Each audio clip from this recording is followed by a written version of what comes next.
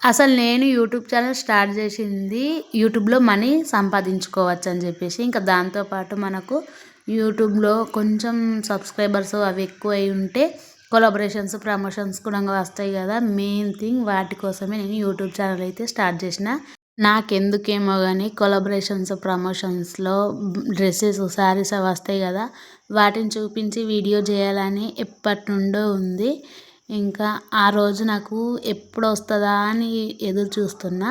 నాకు ఒక చిన్న హోప్ ఉండే ఈ 2025లో నేను అనుకున్న గోల్‌ని రీచ్ అవుతా అని చెప్పేసి. కాకపోతే ఏం చేద్దాం, మనం ఈ ఇయర్ కాకపోతే నెక్స్ట్ ఇయర్ అయినా ట్రై చేయొచ్చు. ఇంకా 2025లో నేను ఎక్కువగా వీడియోస్ అవి కంటిన్యూగా చేయలేదన్నమాట. అందుకోసమే నాకు ఎక్కువగా రీచ్ అది లేదు.